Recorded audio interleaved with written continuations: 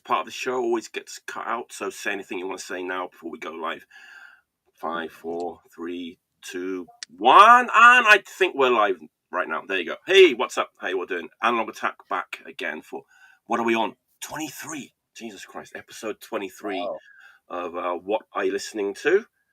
I've just about recovered from last week's episode. It's a bit of a wild one with the guys from Long Island. I think tonight's going to be a bit more sophisticated than last week.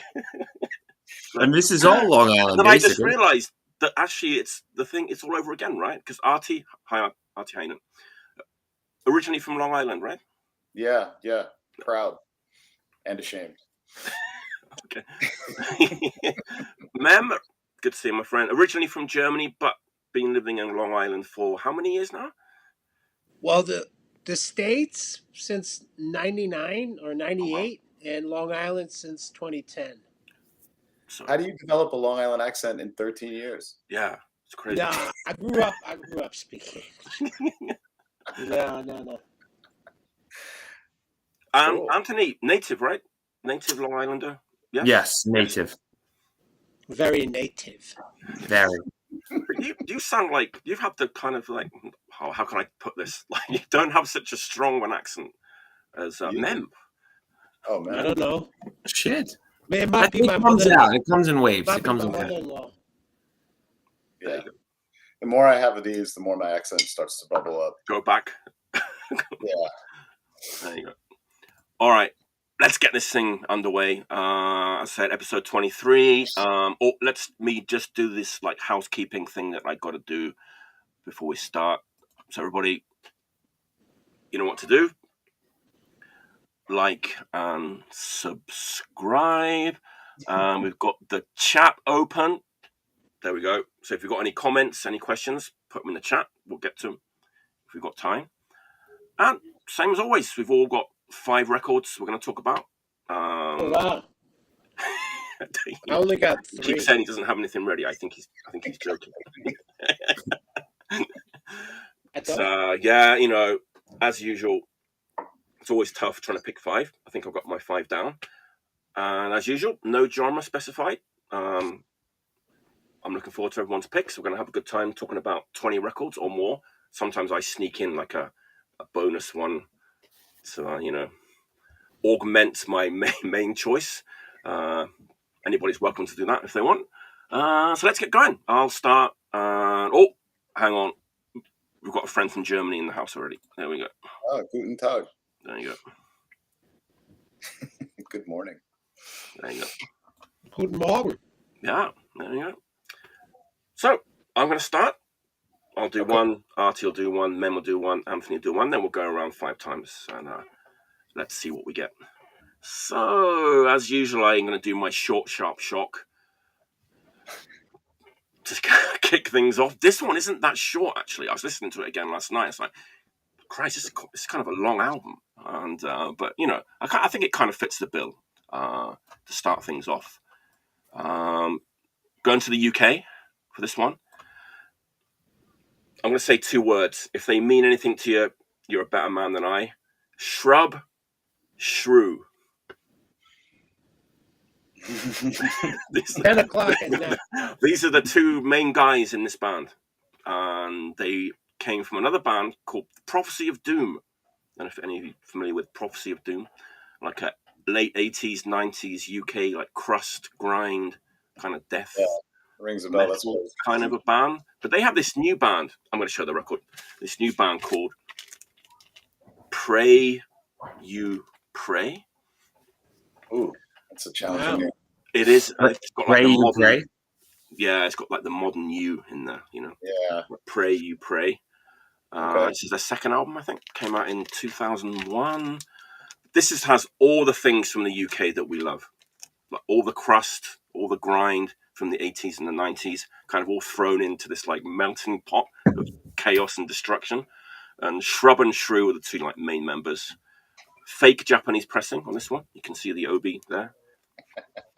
This side. It's amazing. Does Pirates Press offer Obies?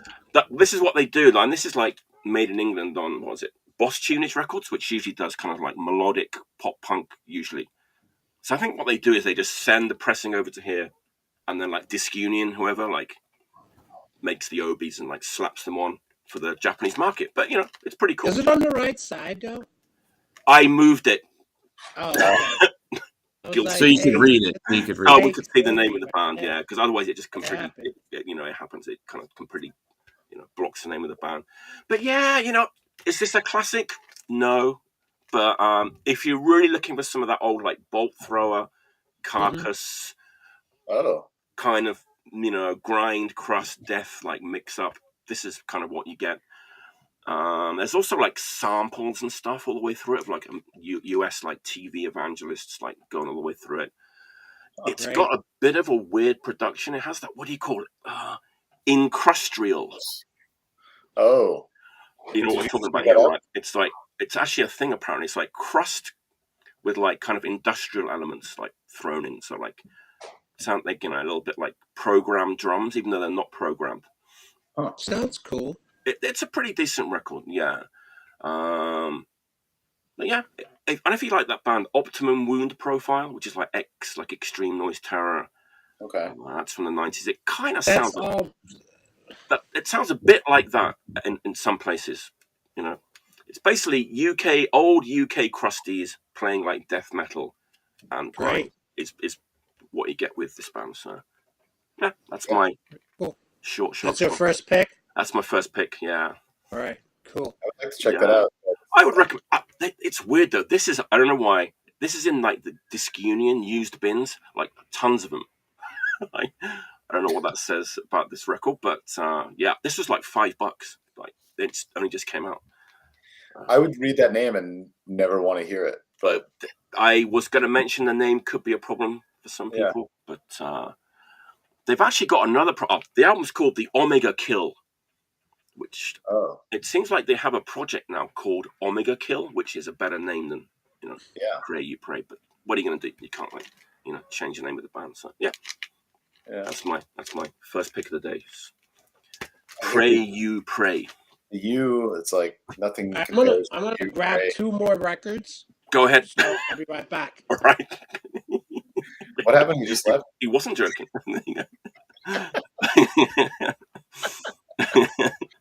Oh, hey, here we go. We've got, I think, could be our first Mexican friend guest. Oh, I was vocalist for Hog. That's a good band. I have the 7-inch on the shelf somewhere. I'm not familiar with Hog. Good, like full pelts, like Mexican hardcore in the Mexican style. Good band. Cool. There you go. All right, Artie, what's your first pick of the day? Oh well, in the news, I can't remember if it was this week has been a blur, but Neil Haggerty was in the news. If you read that story, what's that? Neil, is it Neil? Like the dude from this band. No. What happened to him? Oh, you didn't hear? No. Yeah, he got really fucked up on dust, I guess, or something similar. Cops were called.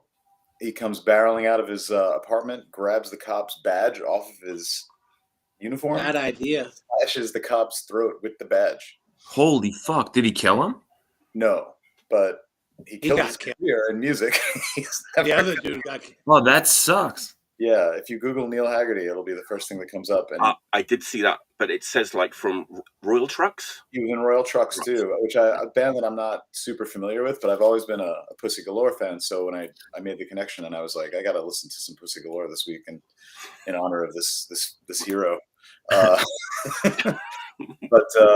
yeah, this record, I have every Pussy Galore record, because when I was young, there's no photos of the band on this, but on let's see if I can find.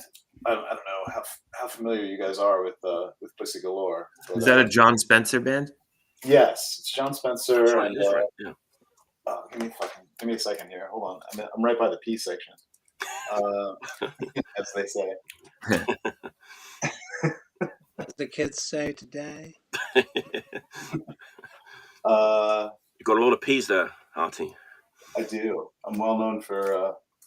You didn't go by genre, so you got only one P section. Yeah, I put everything in alphabetical order, and then Chaos. I do it like that too. yeah, alphabetical order by artist, and then by title. This is I got way you too get me in many. trouble with some of my friends. Me too. I have This- different genres all over the I place. should do that. I got Well, I like probably only like rows 2 of different hip genres. hop. Where I get lost is I got wait, what were you 2 saying, man? rows of hardcore. Nah, it doesn't work like that. Oh, you break it out? Yeah, I once made the mistake, and I still have my record. I tried to separate punk and hardcore. Everybody watching, do not try to do that. No, don't do that. You gotta keep punk and hardcore together. Yes, You I gotta know. do black thrash and death. You gotta do heavy metal, new wave British heavy metal, and All that. hard and heavy type of stuff. And Yeah, then yeah. you go into traditional hard rock and Yeah, I've got all that covered except the punk and the hardcore thing. Big mistake. Don't Artie, ever do carry on. That sounds like a lot of time, and I don't know. It was stupid. I don't know why I did that. The alphabet. But anyway, this is the first Pussy Galore record I ever bought, and I bought it because I was like 16, and I was checking this chick out, and I was like, I just immediately was like infatuated. So I started buying that's Julia. So I bought every Pussy Galore. This has a price tag on it still from it's $8.99 from the Busy Bee Mall in Long Island. So this record is real weird. It's got like the songs seem to all blend together. They play like it's pre John Spencer being like a guitar hero or whatever. I saw John Spencer about 10 years ago, and I thought it would be more of a punk crowd, but it was a very like sophisticated sort of cocktail drinking crowd watching Blues Explosion. This is not that. This sounds like a garage band being thrown down an elevator shaft and recorded all the way down. The songs all kind of blend together. It's hard to tell where one ends and one starts, but the side 2 tracks, like from like 1 hour later and on, this is so like weird to point this way. That these are like the best songs. Like that the song "Wait a Minute" is like super catchy, and it all kind of makes sense if you listen to it in totality versus like trying to find individual tracks. But this the whole record is weird. It's called Dial M for Motherfucker, but it doesn't have the title anywhere other than the label. On the spine it just says Dial M, and it's a wild punk rock, like post like or proto noise, proto AMREP, all that shit, kind of like garage rock, and like it has a real rock and roll attitude, but like there's weird samples. At one point the song seems like it starts playing backwards, like they just took the tape and started playing it backwards for half the song, and then it goes into the next track.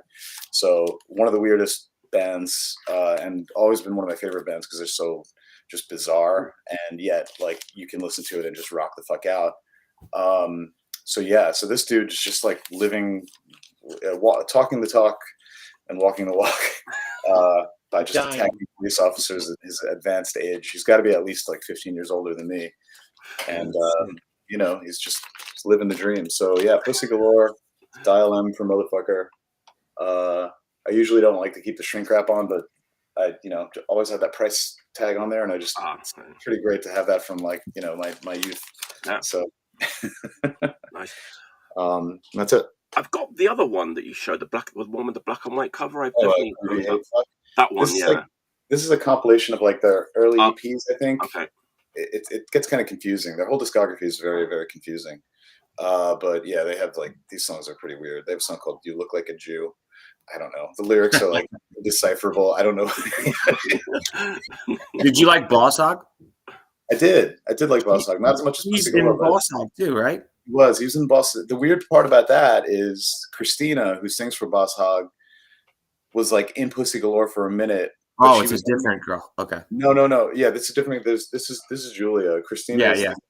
She came and like interviewed them for her fanzine. I might be getting this wrong or something like that. And they were like, "Hey, be in the band." And she's like, "Okay." And then she started hooking up with John Spencer, but she was like 16. Oh. And, but now they're married and everything seems fine. So who am I to judge? Who are we to judge John Spencer on this show? Yeah, it's consensual. Maybe he was 17. Maybe. Yeah, who knows? I don't know. So actually a very problematic band, but very enjoyable band. There you go. All right. Before we get to Mem, got an interesting comment here. So there we go. There are only 2 good singers from Hessen. There we go. V.Stein, and Heinz Schenk. There we go. Heinz Schenk is actually a dude who was like, like folk singer type of dude. Really? And there's like this very specific thing about, it's called Appleboy. And it's about, it's wine. It's like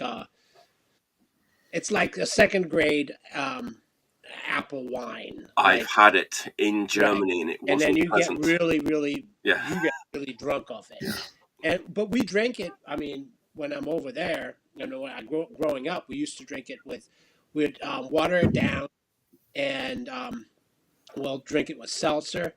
But our usual dose of that stuff was a bottle of that solo and a 6-pack. And then you were way on your way. I mean, you were on your way. I'd start the evening with a 6er, and then, chase the beer with the Appleboy.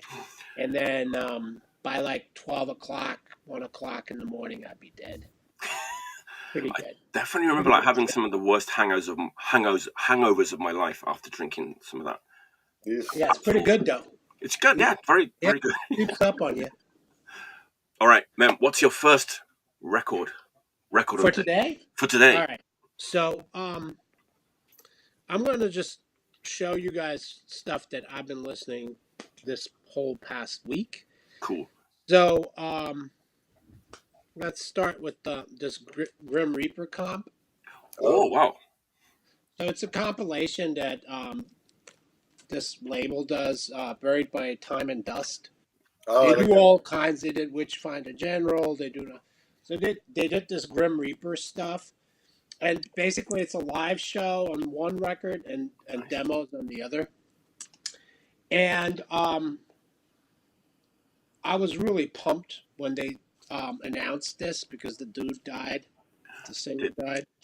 Yeah. And weirdly enough, I never saw them live, never ever. And when I just want to give a little backstory. So when this band broke out, I bought their first record on Ebony. And back in the day when I was a metal kid, we would buy records mostly based on cover art, right? That first record is just unbeatable. And then the music didn't really match the imagery, because at that point you had like bands like Venom and stuff like that out, right? But it was so catchy and so good. And that first Grim Reaper record is one of the and it's so funny, because when you find, there were no band pics on the back or anywhere, right? Right. And when you finally saw the band, that didn't match either. So you had that weird mix of artwork looking like super hardcore, like thrash, black. But then it was like traditional metal, new wave of British heavy metal type of stuff, but super amazing record, right? And then the dudes look like somewhat like a low rent type of Rats, but not really, it was just so weird.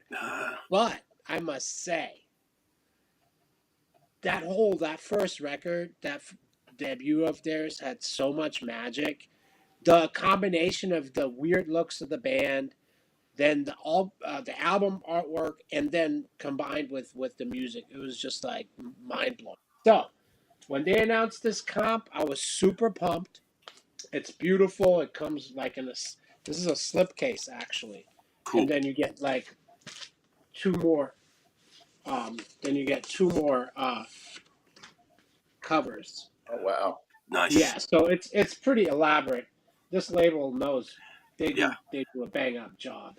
They do good stuff. And it's like yellow vinyl, and it's just, everything is just awesome. So yeah, I've been bumping this quite a lot. It's really cool. It's a little low end, lo-fi, but if you're into this, quite something. Nice. Beautiful. I didn't know about that. That's yeah. Did you mail order that, or is it in stores? Yeah, I mail ordered it. Okay. So basically, this edition is probably sold out at this point. But Yeah. the cool thing about this label is they repress stuff. Yeah. It's not like one and done.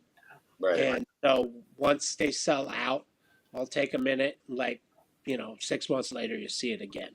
So, or you can get it from the secondary market. Their stuff is never like crazy money, unless it's like 15 years old or something, when they, like, unless they released it 15 years ago or 20 years ago, whatever, like the Witchfinder General stuff is not quite old. That goes for a pretty penny. Yeah. But if it's like a few years old, like they did Savage, they did Grim Reaper, Witchfinder, like it's just awesome stuff. And then more obscure stuff as well. And I buy everything they put out pretty much. I think they put out a Chicago band called Devastation, not the Devastation, but like the lesser known. Not Texas. Yeah. Oh, Texas. Is that where they're from? Are you talking about the Texas Devastation, or is there another band? I think there's a Chicago Devastation too. Wow. I mean, it's not that hard of a name to, Right. Yeah. Yeah. Yeah. No, I have. It's somewhere. I'm not going to go over to the D's. That's like a whole thing. No, So. you don't do the right thing. You got to separate. That's your takeaway from tonight's episode. Yes, we always learn something on this show. Yeah. I was going to say High Roller Records. Also, I'm a big fan of. They reissue a lot of the old new wave British heavy metal stuff. Yeah, they reissue my entire back catalog. Oh All wow! the stuff from the '80s. I've been working with Stefan since 2013 for a decade now. Big fan of that label. Yeah, and he's the only person who's authorized by us. Is that so? To do like runs of Possessed by Fire and Rising from the Sea and whatnot. Right. And then, like, yeah, I mean, and he's a great dude. Like, I've been in this industry for a hot second, and like, you come across all kinds of strange folks, and he is really great. And he does what he says he's gonna do, and there's never a problem with anything. Right. Ranging from the quality of the records to like paying artists and stuff like. Yeah, It's very rare in this industry. But You can just tell as soon as you buy one of his records. It's just a complete like labor of love, and you can just tell. Right? 100%. totally. You know what? He sells it all. Oh yeah. All the titles are like, I've been working with him since 2013. We're on our like 6th pressing of Possessed by Fire at this point, and like like he sells he's not stupid, right? Like it's he does a bang up job, but then it results in sales. So everybody walks home happy. I mean, walk home, everybody's happy. His releases are always like easily available in Japan too. Like that's how I can pick up all of the stuff easily in Japan. Not even at very small independent record stores too, not just Disc Union or whatever. I like that he probably makes a decent amount with reissues, but he funds that. He puts out current bands, which is great. Like he put out that band Ram for years. I love that band. Right. So it's not like he's just reissuing stuff and then like putting it in his reissues is where he makes the bulk, but then I remember that he did perform when after he got his leg amputated. Correct. Yes. Wow. Yeah. There you go. All right, great first pick so far. Anthony, what you got for us, man? I'm going to start with something newer. The other ones aren't as new, but all right. This is a Swedish band, Vidro, I think is how you pronounce it. Beach Impediment put it out. I got it a couple of months ago, or somewhat recently. It takes a minute to like get through everything. But Beach Impediment put it out. They're Swedish. Jonah from Career Suicide and Fucked Up, he mixed it. Oh. It sounds really good. It's kind of like Exit Order a little bit. It has that guitar sound to it, like that, like fuzzy, but like I don't know how to perfectly describe it, but it's really good. Like female singer, Oh, cool. really good for like current hardcore. And this is their second LP. They have a few records. This is the only one that I have, but I'm gonna look to get the other stuff for sure. All in Swedish, so I have no fucking idea what they're saying. I Is it think they have. hardcore? It's always good though. Yeah. Yeah, exactly. Yeah, it's really good. Definitely worth checking out. It's hardcore though. It's not like Gorilla Angreb or one of those bands. No, it's not like that. I love that too. It's harder than that. It's fast, and then there's songs that are mid tempo. There's like parts that have like a little swing to it. Like I don't want to say grunge, but if you'll listen to it, you'll kind of hear you'll hear it. Okay, it's good. It's good. Talking about good labels, Beach Impediment is, they kind of put out a lot of good current hardcore. They do put out a lot of good stuff. Grave Mistake still puts out a lot of cool stuff. That Destruct record, really good. Yeah. All right. cool. It's going on my list for sure. Because I love the Exit Order album, so if it sounds anything like that. They're great. Cool. All right. God, it's my turn already. How did that happen?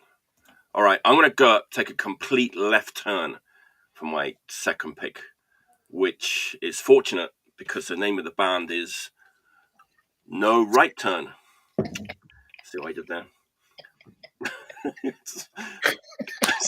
Wasn't that funny? I just come for the comedy. Well, not bad. Look at this record. What year would you think this came out in? Look, just going on the cover art and the vibe of the record. It looks like a private press no wave record from what's that band? Not Burning Kitchens. They sang like Cardboard Lamb. I don't know. It's like one of those like New York no wave bands of like the mid '80s. That's a pretty good guess. Okay. For the like era, like 83 is when this came out. Oh, okay. What do you think the music sounds like? Because I was a bit confused. Let me tell you. I would guess like James Chance, something like that. It kind of looks a bit like this record. Actually, I should have just showed this record. So this is where I get to show another record. It kind of looks like this, which is like the first DIY punk record ever released, apparently, in 1917. Really? It's kind of similar, black and red. These little illustrations. This is like DIY punk from the UK. This is Adrian Borland's band from The Sound. Before he was in The Sound. This is a great record. I'm going to show this another day. But this thing right here, No Right Turn, 1983, and our friends at Disc Union described this as like prog folk, acid folk, neo-acoustic, psychedelic rock. So it's basically a band that was like doing like early 70s, like Fairport Convention kind of music, but they were doing it in like 1983. Weird. So you've got like the keyboards of the day, on this record, but it's like all like psychedelic folk and acid rock and female singer, kind of in the Sandy Denny vein, Jane Marsden. So you get there's vocoder vocals on this album. Weird. So you've got these like 1980s vocal effects on this music that is kind of really 70s based. It was a private press thing originally, but there's a record label called EM Records from right here in Osaka, and they just reissued this in like 2013, which is pretty cool. It's not what I would have expected. Me neither. Once I turned the record over, then I was like, okay, here we go, because you've got mandolin, the whistle, and then all these keyboards like the Fender Rhodes, with mandolin. It's kind of a crazy record, kind of one-of-a-kind record, I would say. But I've been listening to this quite a bit. It's a good record. Yeah, I don't think it's for everybody, but cool. I like it. I love Fairport Convention and Pentangle and all that old like 70s UK folk rock. So it's pretty cool to kind of here's something from the 80s with like 80s production on it. So pretty unique record, I would say. Yeah. There you go. No Right Turn, UK, 1983. That's my second choice. Follow that. More good music from this show than anything else. This is great. Yeah, I try to mix it up a bit, every week, but yeah. Although I was not happy with my choice when I bought that Dwar LP. It just I ended up giving up on it. Yeah. Oh yeah. Mem, you know that record, the Dwar LP? Have you heard that one? No. It's Artie. Try and describe it for us. Oh man, it sounds like if you gave Rocky Erickson a lot of drugs and gave him a boombox and like just hammered his fingers really hard and gave him some bleach to drink. My goodness. An album he would be able to produce. Yeah. Hence the classic that we all know and love, right? It's an amazing. It's just like this private press, like this one guy, in a trailer park made this like psychedelic heavy rock album in the 80s, right? He had a lot of problems. Yeah. Clearly did. And you can probably hear it, right? You can. And then I guess Mike said he went on to find Jesus. So yes, of course he did. Of course he. That's the progression. What's it called? Right? We're gonna find Dwar, DWARR. He put 2 records out. Animals, it was the first album, I think, and Starting Over is the good one that I like. But before he became born again? Yes. But there is some hints on that record that he's gonna be born again. He's drifting off to that. yes. Yeah.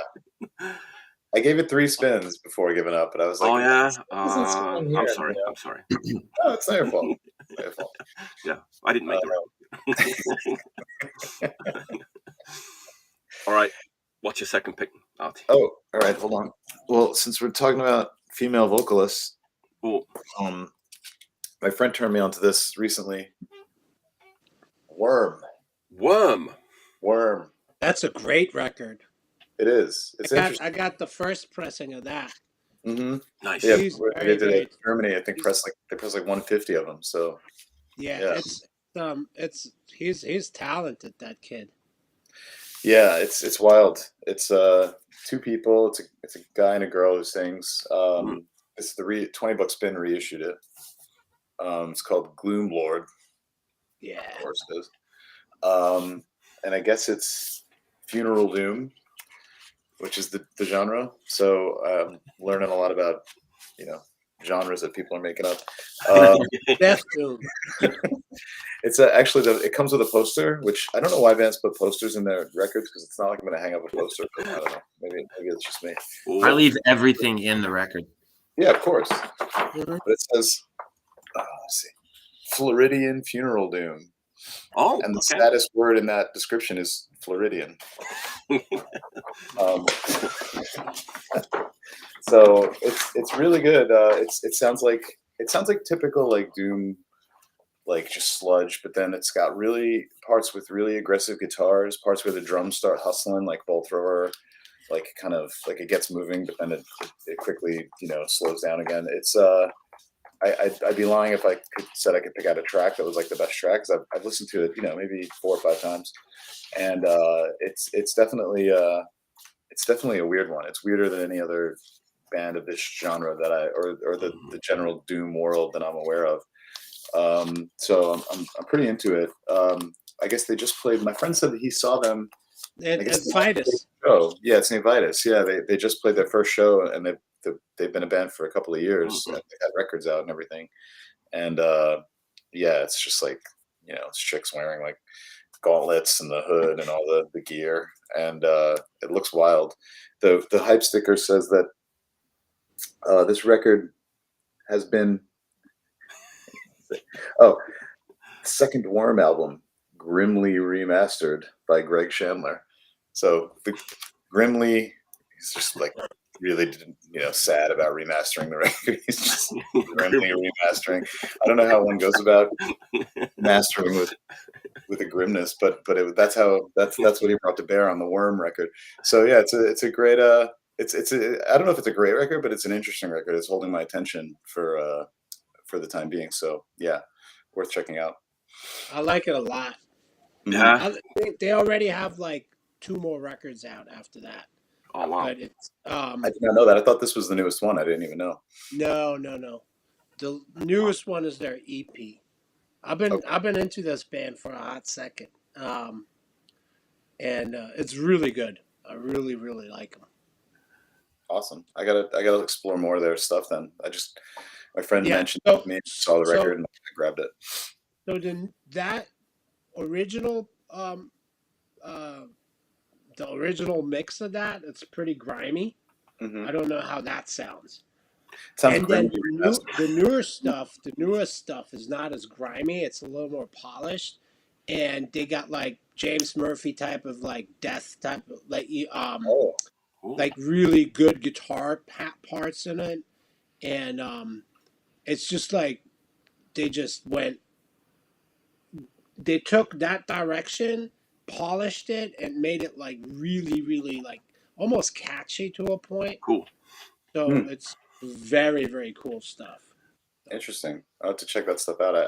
This was my first experience with it, so I'm into it. It's weird. Yeah. Real weird. Definitely get the last 2 things they put out. Okay. They're really, really good.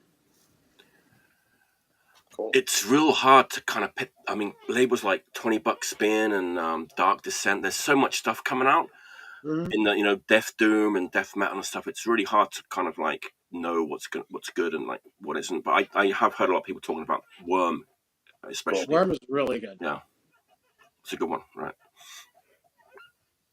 Cool. Nice. Thanks. All right, Mem. What's your? Mem, you're up. Yeah. So, I've been listening. Did I freeze? About a minute ago, we all froze. You might be getting like a delayed reaction to that. Okay. Can you see this? Yes. Yeah. What the fuck is that? So this is Spirit Possessions latest record. It's on Profound Lore. It's also the second one on that label. This is really, really excellent, I think. It is this. It's like old. It's second wave black metal, basically. What I mean by that, it's like Dark Throne, that type of deal. It's very catchy, super catchy, and has some aura noir influences. Oh, it's big fan of that band. Really, like you put it on and it immediately grabs you. Every song, it's I mean, they got the weird parts in there, but the riffs are just super catchy and like immediately it's almost like black pop. That's how catchy it is, right? Because you hear it once and you're like, oh, I know that song, right? Because it's like an amalgamation of everything you've heard before, just put in a blender and redone again, and has some, Celtic Frost type of vibes, some and like it's just great. It's really, really enjoyable. I listen to it in the car all day. Like if you want to have like something for your like post winter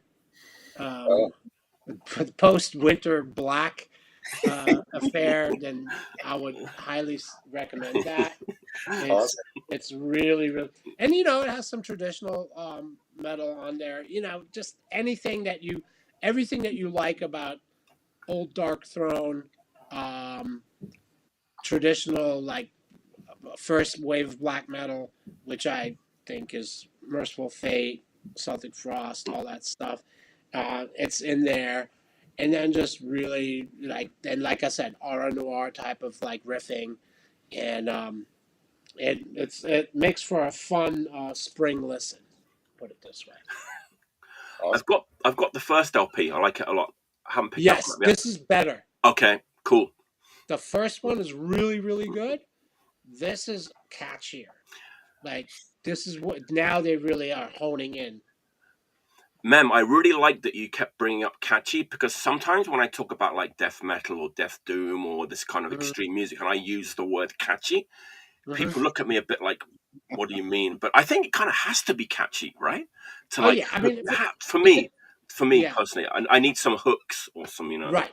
No, Yeah. I mean, you know, as a musician, like from the school that I come from, um, I mean, I grew up on rock and roll basically when I was a child, right? I mean, like first things that I really understood as to be music was, you know, Led Zeppelin, AC/DC, like anything that, you know, Kiss, anything that was big and catchy and like you heard that and then you heard some soul record, right? Curtis Mayfield or whatever, or like Boney M or whatever it was on the radio. It's all the same thing, right? The structures are the same. So if I hear, I can listen to some avant-garde shit, but not forever, you know. right? Like even like I listen to a lot of jazz, but the jazz I listen to in itself is catchy too. Mm-mm-mm. It's just you got to get into it a little bit. And then you have like stuff that's like in the jazz world that is out there. I don't really listen to that too much. But then if I put it on a jazz record and you'll be like, ah, this is really out there. And I'm like, no, not really. And I'll sit you down and I point out what it is.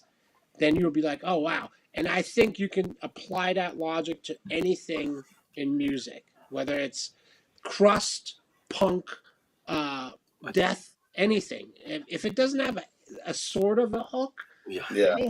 you know, yeah. Yeah, that's fair. I think that's what made all those, not to kind of sound like an old guy here, but I think that's what made all those old bands so great. Because you grew up on like Led Zeppelin and Black Sabbath and Deep Purple, and Right. bands that like wrote really, really good songs. So even though like those bands were like playing thrash, there was still like hooks and melodies and choruses and stuff in there, right? Because it's important. So, he's back, the suicidal maniac. There he's like, any thrash maniacs here? What do you think? Just Not really.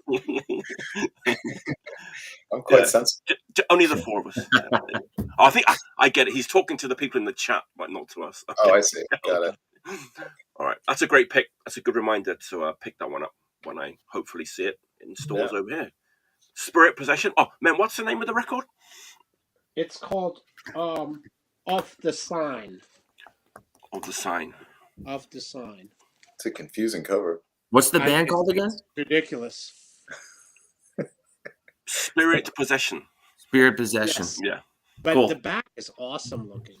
Wow. Yeah. Jeez. Mm-hmm. It's good. Cool. Check it out. Nice. All right, Anthony, what's your second pick of the day? The rest of them are just kind of classics that I just been listening to a lot. That's great. Lately. There's so much new shit. It just takes a minute to get to it. So I didn't want to prematurely. I'm going to touch on that a bit later, so don't worry about that. Yeah. So I'm going to do this one because I listen to it all the time. This is probably the most listened to Laughing Hyenas record. For me personally, this record's fucking sick. You Can't Pray a Lie. Is that the original or is that the Third Man reissue? No. This is the Touch and Go press. I have the Third Man reissue of it too. Classic Butch Vig fucking production. John, it doesn't have an insert or anything like that, but John Brannon actually gave me the original poster. Oh wow, that's awesome. So I shoved it in there. Thank cool. you, John. I don't know how to line up with the fucking. You got it. That's it. Okay. Just like I'm a boomer, but yeah, great classic Touch and Go. It's on Touch and Go. Butch Vig recorded it. They did it at Smart Studios. Every song is great. Dedications to the one I love is a standout one. Have you ever watched videos of them playing like because they weren't really popular when they were, most of their career, they were just kind of playing to like half empty rooms. But which is crazy. But they get love from like Yeah. on the Third Man reissue, like Jay Mascis writes something, and like they get from like some heavy hitters. like the people that saw them like really liked and went on to do other things, and they Right. were like influential in their own way. But they there's a video of them at Maxwell's, and it looks like there's like maybe 40 people there. It's on YouTube, and it's just like they just fucking kill. And Did you ever see them? No, never. I missed them, when they were around. I don't know how much they toured when they did the Hard Times record. I mean, that's like 95 or 6 or something like that. Yeah. I was too busy listening to fucking like Earth Crisis and shit. Right. They're mixing they're doing a live record for Third Man, so also sparked me to put them on awesome. again. That's fucking great. They're mixing it now. They're intense. I love Laughing Hyenas. Yeah, that's the only one record of theirs that I've heard and own. I got that original Touch and Go. Oh yeah, but no, they're all good. They're good. It's noisy, man. Yeah, not easy listening at all. No, but good. No. Is that stuff like post MRAP? This is from 89 or something. This is probably so slightly right pre. Yeah. Oh, okay. I would say Hard Times would have been like right around when like Helmet was a band and all that shit. Right. Yeah. I would say Life of Crime and Hard Times were probably during that era of like the AMRAP shit for sure. Yeah. Cool. Because that's the last bit of noise stuff that I like. That was current. And I was into it. Right. TAD, anything on MRAP, I was really into. I have a bunch of this stuff. But yeah. So I know the name. I just never picked out a record. But I put Life of Crime first. That's where I would start. Oh yeah. Yeah, I've never heard Laughing Hyenas. Yeah, I don't know. Right. Or Crawl. Yeah. That's a good one. It's a big sounding record, Life of Crime. Mm-hmm. I never knew that. For a long time, I didn't know that was the Life of Crime was even a cover. I thought it was their song. So I was like, this song is fucking nuts, but it's the Weirdos. They love the Weirdos. I've seen them at Negative Approach cover Solitary Confinement. Mm-hmm. Talks about the Weirdos. And Butch Vig recorded all those records, and I think that he connected John, or the Laughing Hyenas guys connected Butch Vig with Nirvana too. That would make sense, yeah. Right. I saw Scream when there were nobodies. Me too. On their first UK tour, I think I saw Scream. Oh, wow. 87. Something like that. Yeah. Yeah. There was nobody, and he was playing drums. And then I saw Nirvana in front of no crowd.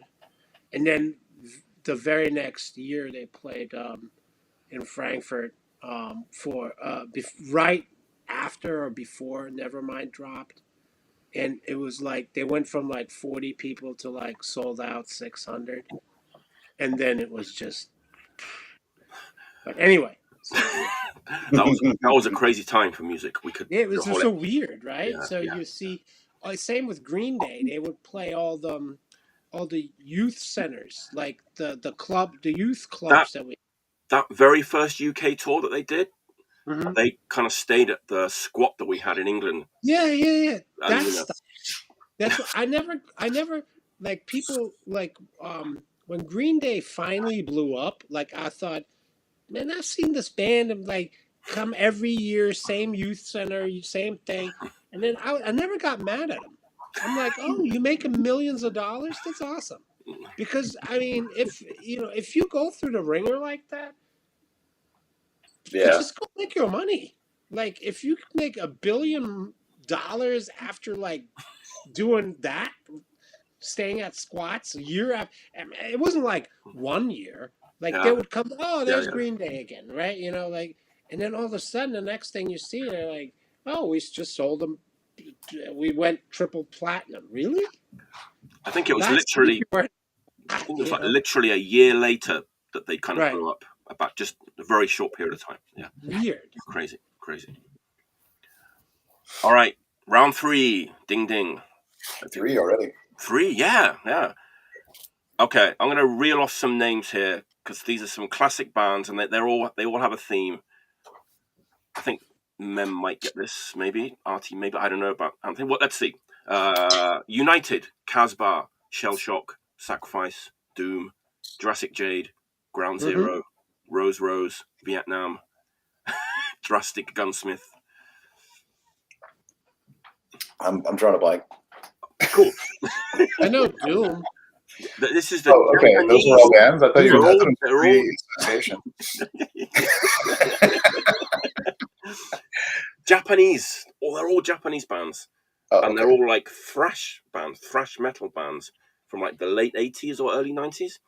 Because Japan had a huge thrash scene like in the late 80s and early 90s. So there's a ton of bands from that era. I'm going to talk about a band that came like a little bit later, which is getting really hyped now by our friends at FOAD Records in Italy. They've just reissued this record. It's pretty good. Let's have a look at it. It's Sabazz. Oh, wow.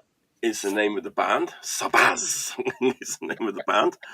The album's called, Jesus, what's it called? Can't read it.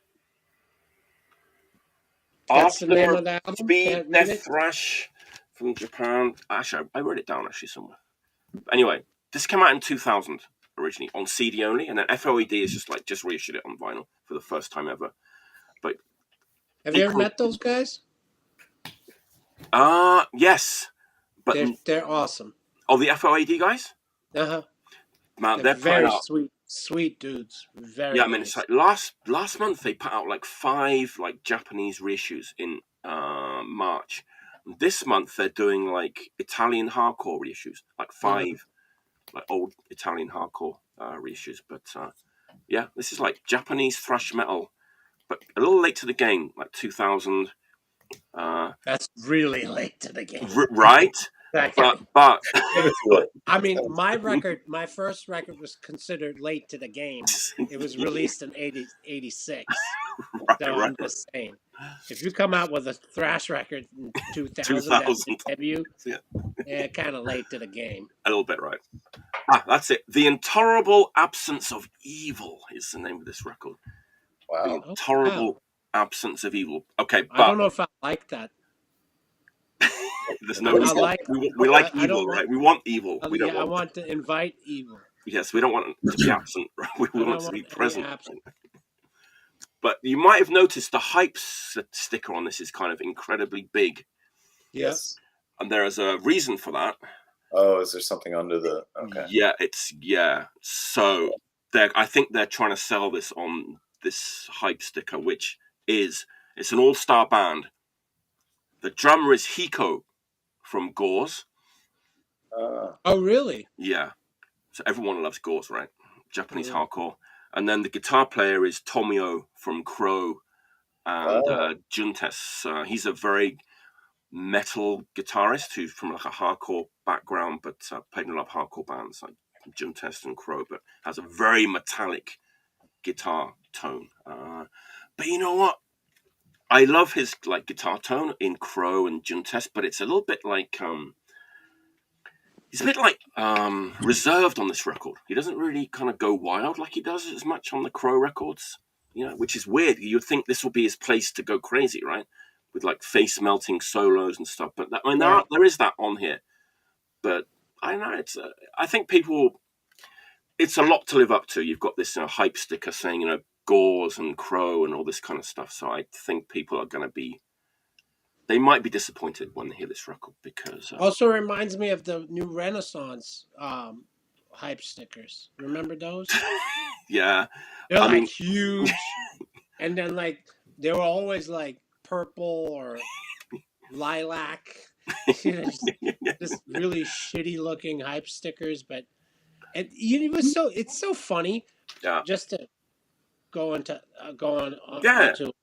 tangent on hype stickers. So back in the day, when a record had a hype sticker, it was almost suspect, right? And I was like, all right. And then the bigger the hype sticker, the more suspect it got.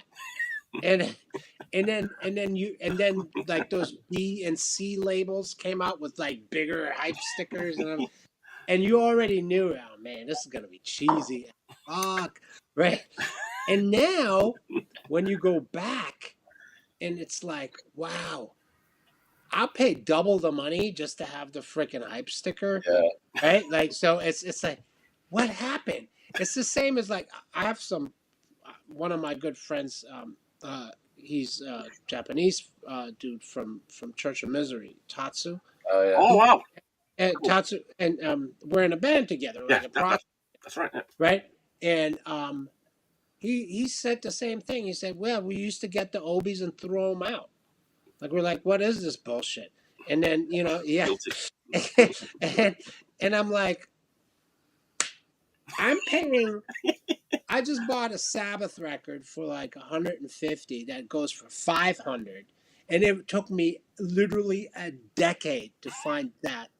It's With paranoid. It's paranoid with the on Phillips Yeah. with the Obi. Yeah. It took me 10 years to find a copy that's nice and not $500. Yeah. Right, and it's like, and we're doing the same with the hype stickers now. Like, it's incomplete. It doesn't have the hype sticker. You're like, who could, Hey, good advice. I'm holding on to this one.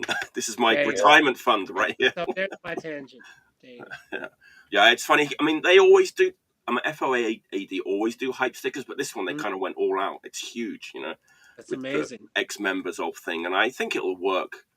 But for me, I prefer if I didn't know who was playing on this record, because your expectations are so high, with who's on it. But so it just came out, but it was recorded in 2000. 2000, yeah, and it's just on vinyl for the first. I mean, if you like 80s, early 90s Japanese thrash metal, this is a good example of that. But came out in 2000. Sabazz. Sabazz. Does that mean something, or is it just? I don't think so. I think it's like one of those Japanese things where they take some letters out and put Z's in there instead. Like there's a lot of that, right? Put a lot of Z's in there. It sounds cool. Like Yeah, it does. Yeah, sounds cool. Right? So that's why the sticker's so big. It's an ex-members thing. I think they're really pushing that. There's no dick on it or anything. Is there a short sticker underneath that? If you remove the hype sticker. No, it's okay. Nothing bad underneath. There you go. Okay. There we go. Oh, that might be a dick. No. All right. Anthony was hoping for a dick. I was hoping for looking for a dick. I don't know why, but maybe I do know why. Who knows? Actually, now you mentioned it, there are a lot of naked babies on the front of this record. Oh, which I doubt. Well, then the sticker's not big enough. It's too small. Right? Maybe get some extra hype stickers to cover. Yeah. There you go. Sabazz from 2000, Japanese thrash metal. Cool. Awesome. Oh, I guess my turn. Let's see. All right, so this is one of my favorite records that I've managed to acquire recently. Shotgun Wedding, Rowland Howard, Lydia Lunch. Oh yeah. Yeah, not easy record to find. It's not even on streaming, so it's whatever. I had the story behind me getting this. I only got it a couple weeks ago, but been listening to it like nonstop. It's not really a story. I'm a little bit high. Just make up a story. Make one up. There I was. No, we Ready for Death was we were writing a new song, and our guitarist Dallas has been listening to what's his name? Lee Hazelwood. Oh yeah, a lot of Lee Hazelwood. Yeah. So he's like, he gets the record with him and Nancy Sinatra doing whatever. Which one? Summer Wine, all that shit. Oh yeah. And we're writing a song, and he's like, let's do this part, and it sounds like Summer Wine. It's got the same kind of structure to it, and duplicating it won't be recognizable, but it'll be like, like we're kind of like, this sounds cool, fits in this part, blah blah blah. Long story short, so I'm like, he's playing the Lee Hazelwood Sinatra stuff, and I realized that they covered that Rowland Howard and Lydia Lynch did that whole cover. They did a 12-inch single that with that cover on it, which always freaked me out. The way that the song is, the tempo completely changes, and then they keep doing it faster and faster and faster. It's really weird. If you get a chance to listen to it, listen to the Lee Hazelwood Nancy Sinatra version, and then listen to the Rowland Howard Lydia Lunch version. It gets weirder and creepier. So I knew they did an album together, but I never got around to getting it. And then I finally ended up coming across it. I probably paid more than I needed to, but it's every song. It's called Shotgun Wedding. The cover is great. Yeah, great. Lydia Lunch in her day, like, I know she still performs and stuff now, but I don't know, I think it's mostly spoken word, poetry kind of stuff. But when she was doing music, and she was just like this is just like, before you even get to the music, I mean, this is the insert. Like, this is like the coolest group of people. Like, they'd never want to hang out with me. This is like the coolest fucking band you want to be in this band. Yeah, neither one of them. Was she in Teenage Jesus and the Jerks? Yep. And Rowland Howard was in Birthday Party. And I like Birthday Party. Yeah, some other bands. He was like kind of the backbone of the Birthday Party for I think, So, I mean, him and Nick but Cave, they're from Australia, right?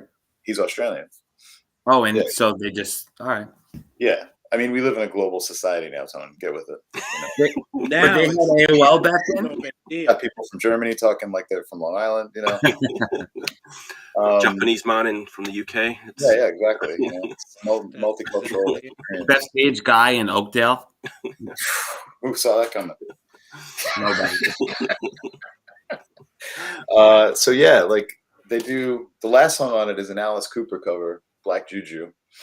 So that's great. But the sounds like a Pussy Galore song.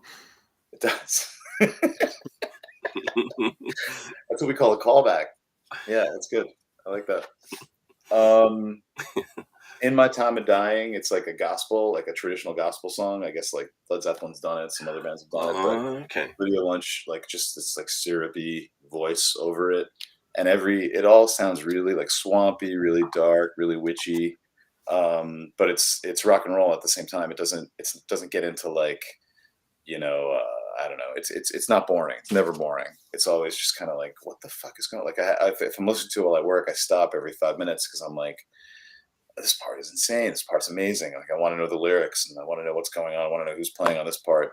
So it's like a really addictive, just really like, I don't like to use the word sexy, but it's just like a sexy, dark, gross record. So I'm like, it's like, I bought it, and I'm like, I've been kind of going through, like, every time I buy a bunch of records and I like half of them and I end up like trying to sell the other half of them. And I'm like, why do I do this? This is stupid. Everything's on Spotify. I'm wasting my money. I'm wasting my life. My kids are going to fucking end up like cleaning toilets because all I can do is fucking buy records that won't be worth anything when I'm dead. I think we all understand where you're coming from. Hey, don't worry. You're with friends here. Yeah. So, but I get this, and I'm like, this is why I buy records. Like, this is like, you can only hear it this way. Well, you can buy it on Bandcamp too, but it's it's the fucking, it's like the whole package, soup to nuts, is like the perfect record that I needed this week. Cool. So, Don't feel bad. I just dropped a couple hundred on Zeppelin 2 with the hot mix, and it's only a VG copy, but it's still good enough. It's gonna be in the mail, but yeah. So the last one I just saw went for 600. So I was like, oh, it's only a couple of hundred. It's like a steal. So don't feel bad. That's good. Yeah, fuck it. I don't care about crackles and shit. Pop. No. And the High Fidelity. The movie? No, the record store. Yeah. Oh, in Long Island. Yeah. No. He was probably out. It's right by me in Amityville. Okay. And Mark has the Claudio, that machine, the ultrasonic cleaner. Oh yeah. and I give them $4. I'm telling you, that thing is magic. $4 and your like VG record all of a sudden sounds VG plus. Okay. Like, I mean, it's magic. They make affordable cleaners. They make affordable cleaners now that hook up to like a shop vac or something. But that thing is $6,000. Yeah. 6 large for that machine. Yeah. But for That's his nuts. purpose, it's awesome. I bring everything. I just bought last weekend. I bought a Dark Side of the Moon 5th pressing UK, mint condition, mint. And this dude mastered it. I don't know, Harry something rather. He was the dude at the in the dead wax, and everybody's really hip on this now. And I got a super clean, complete copy for $100. I went there, had it cleaned twice. It sounds like a new record. Like, so if you can get close to a Claudio, is what they're called. They're $6,000. But if you get to a store that has it, do it. I mean, the $4 is My birthday's coming up, so maybe I'll get one. Get it. I'll come to your house. We'll do a crowdfunding for you. If anyone wants to put any money I'll for go to your house. Get Anthony a Claudio for his birthday. Yeah, exactly. Yeah. Put your Venmo in the chat. Yes. All right. My turn? Yes, it is. Yes. All right, so I'm going a little punk on everyone, and my next pick is this record. There we go. I figured that was coming. Ruin. I think they're a Philly band, right? Mm-hmm. They just played. Such a good record. It's, I mean, talking about catchy. Yeah, I knew you were going to say that. Yeah. I mean, it's pop, basically. It's punk pop, but it's so good. And again, perfect time for them to release it for the spring. It also comes with a poster, which is weird. It's the posters. But the wax, I got this edition of it. Oh, you got the fancy one. I just have the black. I got one. the fancy one. Oh. And it's a really nice, like that's a nice addition. Cool. And That is cool. So if you like your post-punk 70s, anything 70s UK with pop, like any hook, anything, if you're into hooks and dirty guitars and 1979 circa 80 post-punk UK stuff, then this is the record. It is so good. Like, no, it really is. I listened to it the other day, and I'm like, how is that even possible that somebody can emulate that now? They have a real unique vibe. It's, as you say, it's really catchy and poppy, but it's also has a darkness to it as well. Oh yeah, it's grungy, it's dirty too, and it's unpleasant at certain times, but it's like, and they mix it really well. So they'll have like a 4 or 5 minute long song, and then they have like a 1.5 minute song in there, and it's like shitty sounding, and like it's just. But then you listen to it as a whole thing, and it's like, what kind of trip are they on? You know, like how do you emulate that? You know, like I wouldn't know where to start. I mean, it's everything that I grew up on. Yeah. I don't think these people are my age, so you know, they're just folks that know, and you know this, right, Mike? It's very UK. It's very. It does sound very UK. Yeah. I think they just played at Vitus like a couple days ago. They did. I know, and I fucking missed it like an idiot. I just put them on yesterday. You did? Yeah, for the wow, just to check it out. It was cool. Nice. I gotta sit with it. It was cool. It's it was not. Cool. It took me a few listens, I have to say, like to kind of get it. I like it. It really builds up. Like on side 2, there's a couple of tracks that have these really like recurring themes and stuff that come in, and like it kind of builds up into this like crescendo, and like on side 2. It's very well. What's the word? Sequence? Is that the word? Right. Kind of the way as you go through the record, it kind of builds and builds and builds and builds. The recording was. The song "Harvest" is ridiculous. Like it really is. I mean, like when the chorus hits on that, and it's like you can't escape it. Like that's a very, very rare thing to accomplish. We can't forget the dungeon synth. Oh yeah, intros they have for on a lot of the songs as well. Yeah, right? yeah. I mean, Mike, you saw you posted about that, and I was like, I can't get into it. That's right. It just came out to me. You're like, I don't like this, or you couldn't get into it. Right? I didn't say I didn't like. I was just like, it's not clicking. I know everyone likes it, so I gave it a chance, but I haven't listened to it more than once. And I showed up at practice last night, and Luca's like, "Hey, you ever hear this band Poison Ruin?" And I'm like, God damn it, I gotta try it again because obviously there's something I'm missing. The recording's like pretty rough, right? Like when I first. Yeah, when I put it on, I was like, "Shit, I can't even tell what the fuck's going on right now." It's a little murky. It's a little murky, yeah.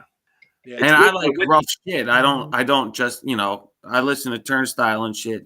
I'm lit, but like Get out my beer. But I thought it was like kind of rough. I was like, shit, I gotta go in like a quiet room and like close my fucking. Yeah, I was like blowing on my needle for a minute there, like yeah. Like Anthony, it's not the lo-fi as like, it's not like purposely like grungy or anything. It's right. It's just kind of like it suits the style very much. I know what they're trying to do. And they're accomplishing it, right? Because if you would just strip that off now, if you take off the murky sound, then there's not much. I mean, you just have like bubble gum, right? Yeah, no, they're setting the vibe. I get it. Yeah. So medieval, very it's medieval vibe to it, right? With the agriculture. I would love to own a shirt, but I can't wear a shirt with a knight and like the stuff that they have. And all the artwork. Like, all right, I can't. Go to medieval times. Just get right in. I can't buy your merch. Yeah. Like, thank you, but I can't. Mike, have you been to medieval times ever? Are you familiar with medieval times? I haven't. What it's like? Is it like a fair where it's people a real celebration of your culture? Yeah. I think people enjoy it. Yes. People like dress up and like ride horses that would have clothes on and stuff. Yeah, it's a whole. It's great. The food is good too. It's so good. Jousting, right? Let's go to jousting. Yeah. If you come to visit the States, we're going to medieval times. Like maypole dancing. Yeah, all that stuff. They throw they have a hawk fly around, and Oh, count me in. I'm going next. You're here. Especially in Japan, you'll find it no problem. Yeah, I'm down at the medieval fair every Sunday. My man. All right, Anthony's your third pick, right? We're kind of getting warmed up now. We're kind of getting warmed up. We're getting into it. Let's just go to 10. The next three are all like the same shit, so I'm just gonna pick random ones. This is a cow single, Chow. It came out on Treehouse Records. Then the song Chow was on Daddy Has a Tail, which came out on Amphetamine Reptile. It's a different recording though. It's a 4-track recording, and then the other songs are also 4-track recording, and it's rougher. It's a different sound. This Chow is better than the Chow that's on Daddy Has a Tail, for sure. And it is a red vinyl copy. I think they only made like 100 or something. I'd have to ask Mark Treehouse. I don't remember, but I found a red copy of it. That was a big find. They're like one of my favorite bands, so I'll look for all like the color copies and stuff. I have like the clear copy of Orphan's Tragedy and whatever else I could get my hands on. And you know what I read the other day? That Shannon is going to be singing for Flipper. So Flipper's playing, and the dude from the Cows is going to be singing. Weird. Wow.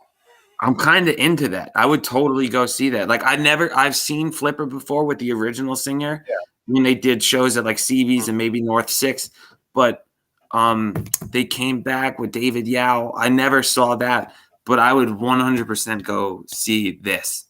Wait, hold That would on. be cool. David Yao was singing for Flipper? Yes. How did I miss that? They played a bunch. They played New York a few times. I always meant to go, but I just didn't. But I would go to this for sure. Yeah. Wow, that's nuts. Yeah. Cows are a weird band.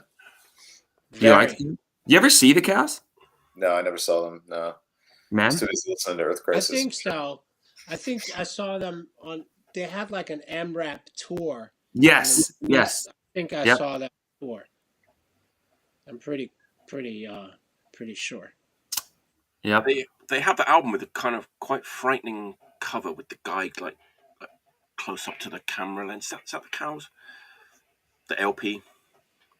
It looks like a guy with kind of long hair hanging down, like a weird haircut. Like, I don't think so. No? You're I don't thinking of know. Red Hot Chili Peppers. It's so easy to get those two bands. It happens. They look similar. They sound similar too, right? Yeah. I sense a theme here, like the Cows and like Pussy Galore. It wasn't intentional. I didn't think cool. that was... Yeah, just weird headspace. Yeah. Cool. I'm Anthony always busts out the 7 inches. He's one of the few guests that does that. I kind of nobody really does 7. Like, I did I once. saw the 7 inches. I just don't. You know, next time we do this, I have a new favorite label for 7 inches, particularly called Ancient Greece, and it's like all psychedelic. Oh, okay. 60s and 70s, like heavy psych stuff. It's super cool. My boy Adam out of LA runs it. It's a great label. Nice. I got a bit of that as my last pick for today, actually. A bit of like heavy. Good. Heavy psych. Yeah, kind of. All right. Round 4, volume 4. You're up. You are up. Yes, it's my turn. So, Anthony, you touched on it a little bit. It's like we're all buying all these new records that are new to us, and I've got like stacks of records down here, and I'm like spending all this time listening to new stuff. It's great. It's great fun, and I love doing it. But sometimes it's like, okay, enough's enough. I just need some comfort food here. I want to hear something that I want to just. So last night I, played a bunch of records. Okay, I got to about 9 o'clock. And I was like, okay, had enough of these new records. I'm going to go back to something that I love and I've loved since I was a kid. So I got down on my knees to the B section and the heavy rock section. And this band is still probably one of the best bands I've ever seen live. And I don't know if anybody's going to be familiar with this band, but I've loved this band since I was like 12 years old. American band. Boston. Kind of. You picked up on the B section, right? Yeah. I was being a little sarcastic, but I got worried that you were actually not that far off. Actually, well, we'll see. Talking about this band, Blackfoot. Oh, there you go. Awesome. You're a fan? Yeah. Oh, I saw them live in '82. They opened up for the Scorpions. No way. Wow. Yeah. I saw them in that year, but on the standalone UK tour. No, they never came by themselves to Germany. They opened up for the Scorps on the Blackout tour. That's it. Yeah. That's awesome. I love that record, Marauder, and amazing. And you're going to say Strikes too, right? Strikes, yes, Strike. Those 3 records and the live album, gold. I think the live album is the tour that I saw them on because that was all recorded in England, Highway right? Song, yeah, amazing. Highway Song. So this is like the heaviest like southern rock band that ever roamed this earth. Yeah. It's like southern rock, like on rhinoceros steroids or whatever. Amazing description. Unbelievable band. Like the most high energy band I've probably seen in my entire life. Seriously, absolutely incredible. This is probably my favorite at this point. Like every song's a hit on Tomcattin. this. Tomcattin. Yeah. So good. There's no like real ballads on it. Like every song's heavy. It's great riffs. Ricky Medlock has this really like raspy, husky voice. But even when they do ballady stuff, it picks up at some point. It does, and it has an energy. All the songs have an energy to them that's like you can't replicate. amazing band. I recently rebought like a jersey from them, a vintage jersey, and I paid like $60 for it, but it still fits me today. Did it have like the Marauder design on the front? I think so. Yes. Yeah. There you go. So there's a theme. You got the whatever this is. A panther. Panther. Yeah. Like what animal is this? And then the rattlesnake. Yeah. And then so good. I mean, honestly, Friday night, end of the working week, a few beers, Blackfoot on the turntable, nothing better. Well, there are a few things better, but it was pretty good. Artie is like, we just kind of went completely off the rails here, right?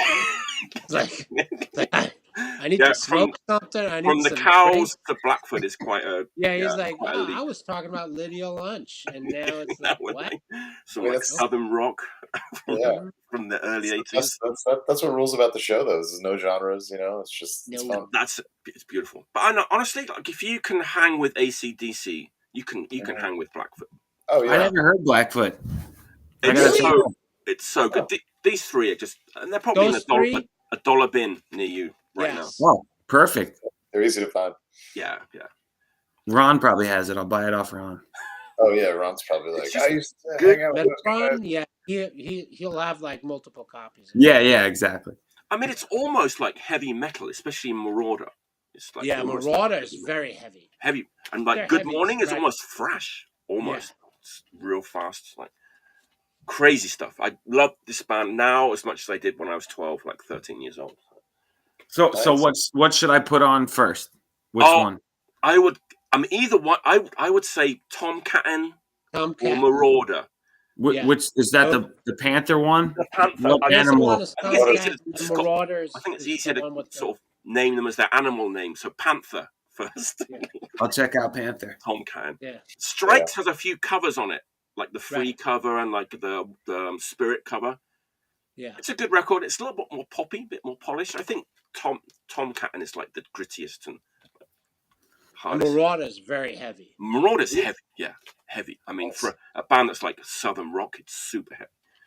Yeah, we're not talking I don't know, like Marshall Tucker. Molly Hatchet. It's not Molly Hatchet. No, it's not Molly Hatchet. No. It's not Molly Hatchet. Those guys played in Lynyrd Skynyrd. Like Ricky Medlock was in Lynyrd Skynyrd back in the day. But like, don't let that put you off. Blackfoot. It's way heavier than Lynyrd Skynyrd. But that's my fourth pick. Blackfoot. Nice. Yeah. All right, take care, you guys.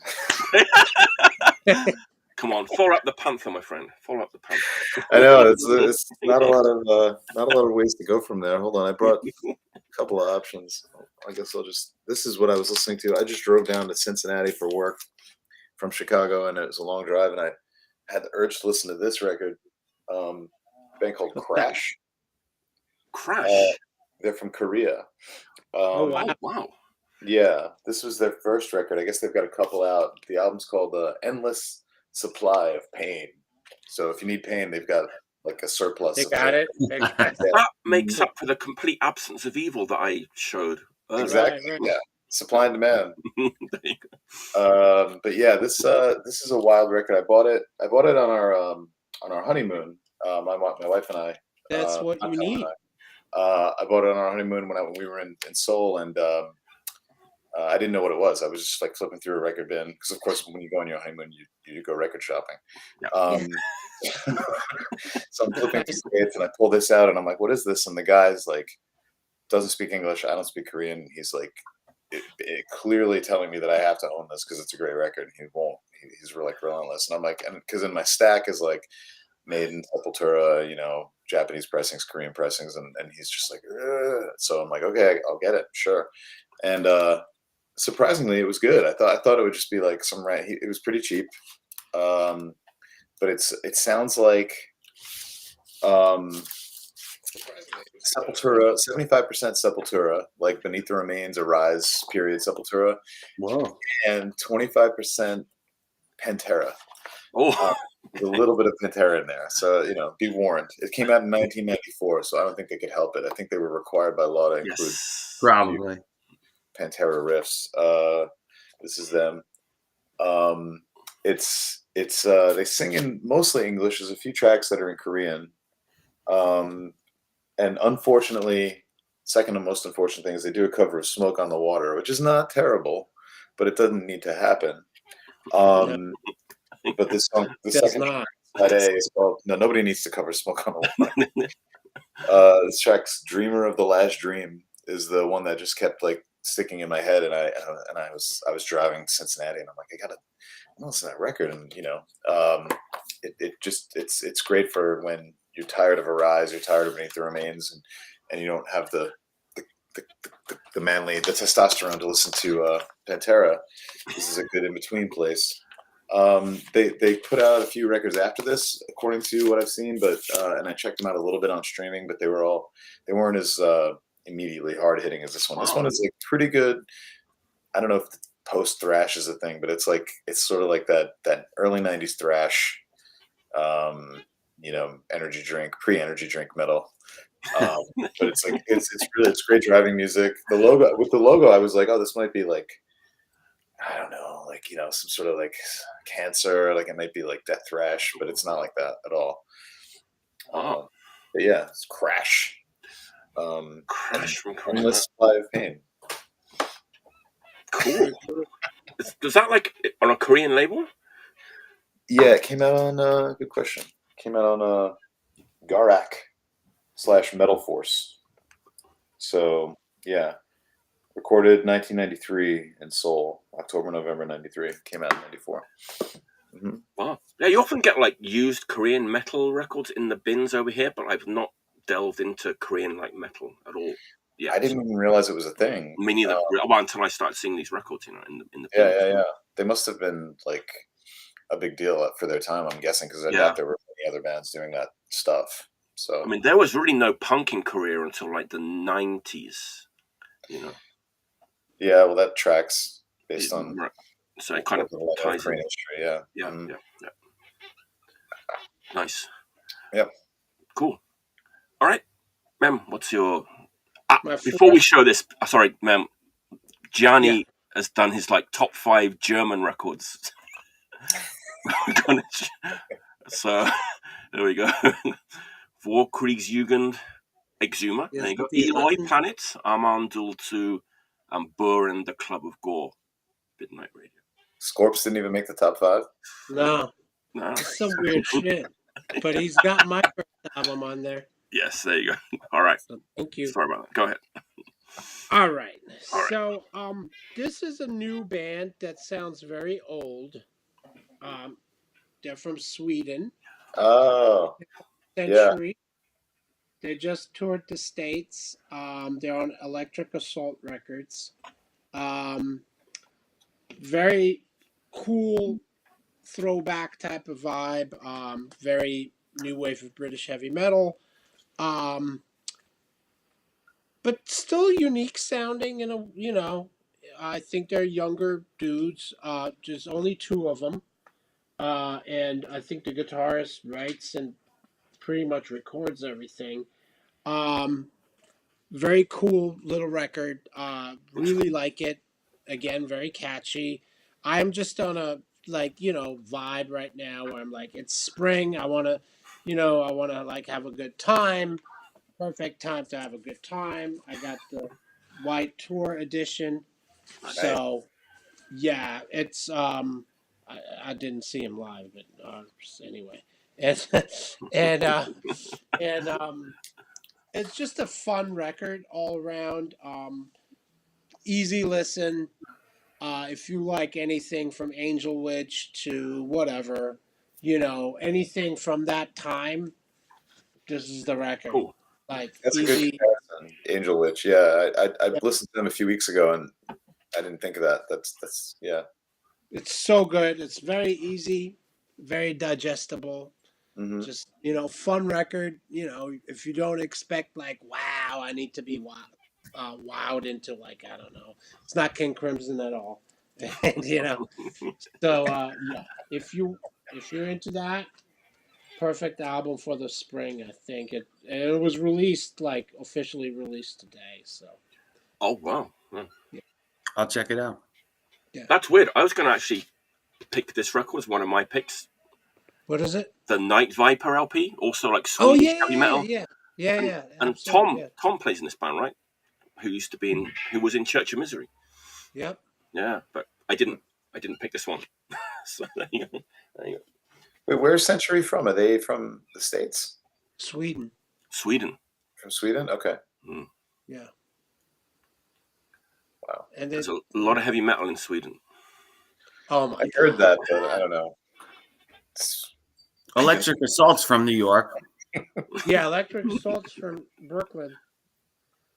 Henry, the guy who runs the label, is a funny guy, and he's cool. He's got good taste. I mean, he's definitely putting out some interesting stuff. Cool. Am I the only one drinking? No, God, no. I only had one beer. I know you feel like you're the only one drinking, but you're not. I definitely do. Yeah, I feel like I'm. Drink my cocktail. I want to drink more. Yeah. Cheers. I wasn't gonna drink today, but then I just thought, as Mem said, beautiful spring day. Yeah. It would be almost rude not to. Oh yeah, no. I mean, is it Saturday over there? It is. Yeah, it's like Saturday. It's like 12:30. Okay, cool. Got the whole day ahead of me after this. Oh yeah. No, it's I mean that's what maybe. You're basically no, but you're doing what every good Brit does in Britain, right? It's like the perfect marriage of my culture and the culture of where I'm living. Right. Yeah. I mean, because I remember every time I would visit the UK, I'll end up in a pub around noon, or even before that, and drink snake bites or whatever the thing is of the day, and then they'll close around 2. Yes. Then you go back in there like at 6 or whatever. Have a little break. 4 or something like that. Go to the park, have some cider. Yeah. And then you go back. Go to the medieval festival. Renaissance, yeah. Hilarious. Amazing. All right, Anthony, what's your... Oh, shit, I'm up already. Yeah. This one's very different from what I've been doing. It's more like electronica type stuff. Just kidding. It's Lubricated Glöd. This is their first record they did on Amphetamine Reptile, their second LP, I believe. AmRep reissued their first record, Places Devils Music, after the fact, like however long after. And then I think this is their first one that's actually on AmRep straight up with Black Eye or Black Ball, whatever the Australian label is. Black Eye Records. I love that. Yeah, it is Black Eye. This record is awesome, really good.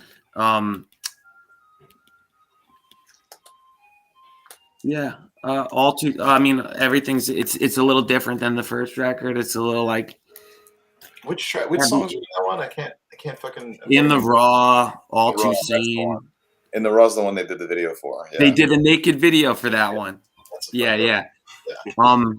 That was funny. And yes, I love the AmRep documentary. Somebody commented on that. Color and Noise is. Sorry, I didn't. Yeah, it's great. I love it. Yeah. Very, very good documentary. I still watch it randomly. And the bass player, he's in Mudhoney right now. He's been in Mudhoney for a while. Yeah. And Stu Spasm, he lives in Brooklyn and he does a band called Art Gray and the Noise Quintet. Yeah. I've seen him a few times. He, the guitar player from that band, toured with Millhouse back in the 90s. Oh, really? The dude with the hair? Yeah, the guy that looks like a skeleton. Yeah. Unless that's the bass player. That might be the bass player. I think that's the bass player. They all don't look so healthy. So okay. Be honest. Right. This is like Stu. I have a lot of Stu Spasm crap. This is like my favorite record of his. Have you seen this? No. It's oh look, His fucking. I still have his phone number. Um, Give him a call. Call him up. Get him on the show. Get him on the You're show. live on Analog Attacks 2000. It's him just solo doing like weird kind of like Frank Sinatra type songs. I could see that. That sounds actually really good.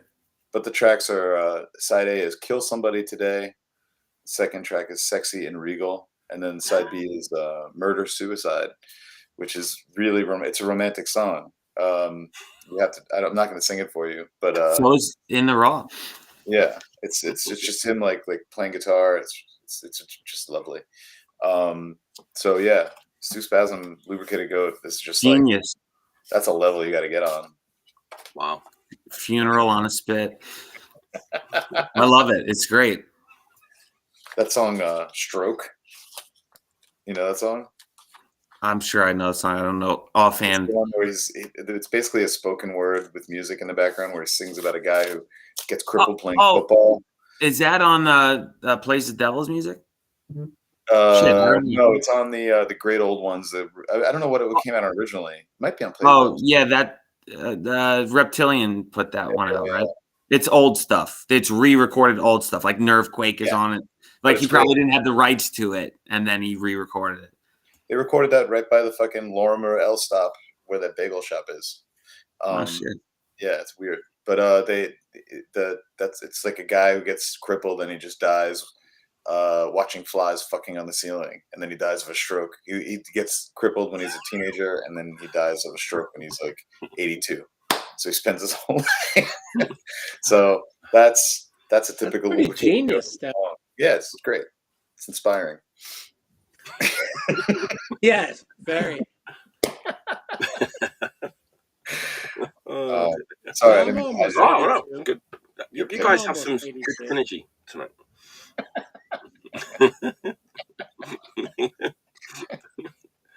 There you go. I should move you. Up top so you two can be together, right? No, I like the like that. Yeah. All right. So, all right. Last round. Here we go. God, this is a tough one to describe, but I'm gonna kind of just. Do you guys? I don't know. You remember like when the internet started coming around? There's message boards and stuff started popping up, and blogs, and people who are like into like heavy rock and heavy metal were kind of like searching for like obscure stuff, right? It's like, okay, we love Black Sabbath, we love Deep Purple, we love King Crimson. Anybody know any kind of obscure records that any bands that sound like Black Sabbath, any bands that sound like King Crimson?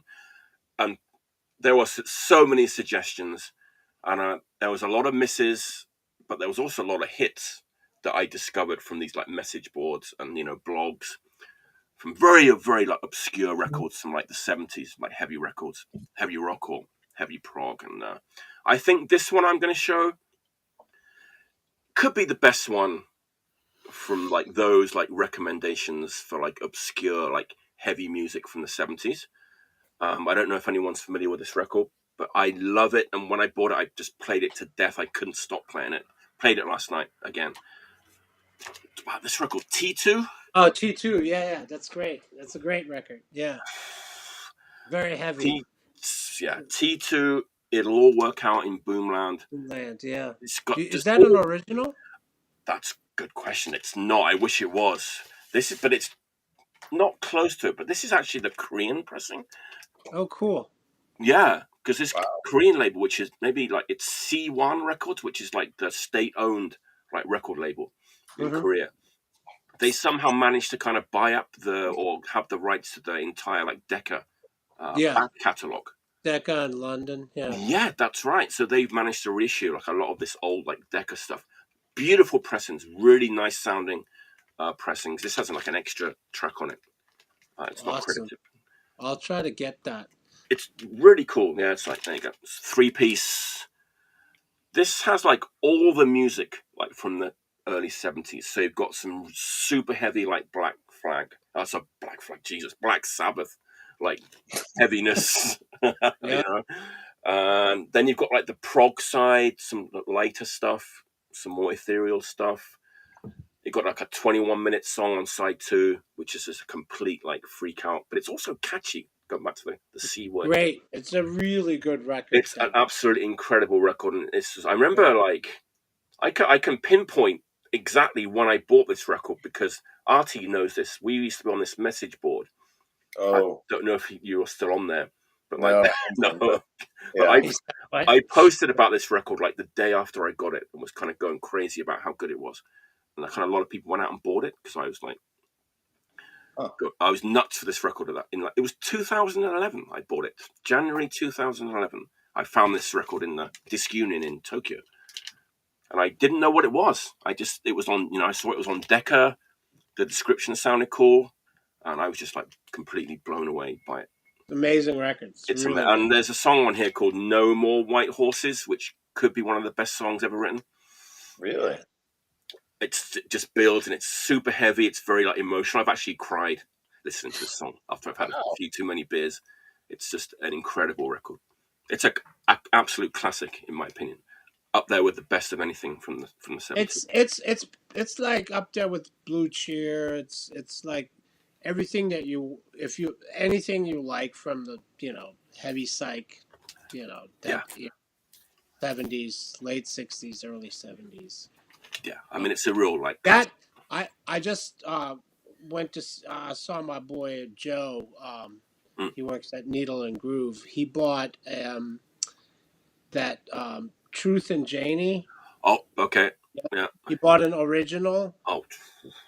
And the original, the last one I think sold for $1,800. He bought it for $600. And he showed it to me, and I thought he showed me, I just bought this, and he said I got it really cheap, and it looked like the reissue, right? And I was like, I'm like, oh, that's cool.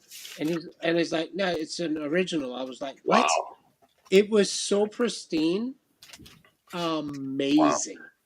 Wow. And if you like T2, you like Truth and Janie and I mean, but man, there's so many bands that kind of got rediscovered or discovered for the first time. Just Iron Claw. That's from Scotland, right? That's another good one. Scotland. Jerusalem is another amazing one. Jerusalem, produced by Ian Gillan, right? Ian Gillan, yeah. And then I bought an original from what is it? Bulletproof. What is it? Hard Stuff, right? Hard Stuff. That's another amazing one on Purple Records. That's an amazing heavy hard rock record. Yeah, I just found a. There's so much to dive into if you've only been listening to Black Sabbath and Led Zeppelin and Free. I mean, you could just spend your whole life listening to obscure and your pocketbook. Yeah, but the classics are so good. There's so many unsung classics from this era. Yeah. So yeah, T2. It'll all work out. It's been reissued a bunch of times. It's not hard to find. Great pick. Yeah, you can find a reissue of this record, but it might change your life if you don't really like hard rock too much. I mean, this is fucking amazing record. Yep. Yeah, I hate and the weird thing is, after they made this record, they got a new bass player, and his name's Mike Foster, which is my name, which was very creepy when I very strange. Maybe it's like a Fight Club thing where you're actually in the Maybe band. I was in this band. That's why I like it so much. Yes. And I'm kind of always irritated because I didn't get to play on this record. I joined the band too late. That's why I always have this irritation and frustration within me. Nice. That's why, right? All right. Oh, hang on. This is another good one, actually. The Gun. Those records are pretty good too. With the original version of Race with the Devil that Girls' School covered. Mm. Someone said Judas Priest, but it was actually Girls' School. But there you go. Wow. All right. I guess it's up to me. It's up to you. Well, I would be. I mean, this is all what are you listening to, right? So exactly. Yeah. Embarrassing or not. Yeah. Look, we're all Long Islanders. Mike, you're an honorary Long Islander. I feel like I am after spending 2 weeks. I've been listening to That's Billy Joel. That's a good record, though. It's a good record. 1980, a young man from Long Island. Is that an original? His career. It's What can you say? Side 2 is kind of like mostly throwaways, but side 1 it's got You May Be Right. Yeah. It's got Sometimes a Fantasy. Don't Ask Me Why. It's Still Rock and Roll to Me. And then the lesser known All for Lena, which is still a banger. It's a good song. After that, it's a pretty steep drop off a cliff, but or like a drunken drive into a storefront. But it's all like Don't Ask Me Why is like just a pretty song. I had to drive to Cincinnati. I had a long drive ahead of me, falling asleep. I'm like, what's gonna keep me awake? And then this is gonna keep me awake, singing along to every single word on side 1 of Glass Houses. And then I get home and I had to keep playing it. It's almost required by law if you live on Long Island for a certain period of time that you have to know these lyrics to be allowed to remain in Nassau or something. Yeah. So so it's not really my fault that this is in my brain and that this is part of my DNA now, but it is. I have several Billy Joel albums that I own unironically, and I will listen to unashamedly. He's a hero to my people, my ancestors, and I prefer my favorite Billy Joel song is on Is that a Billy Joel joke? Sure is. Yeah. Okay. Clearly we have some fans. The song Pressure, the song Pressure is probably my favorite song. It's a weird. I think it's his first really big foray into synthesizers.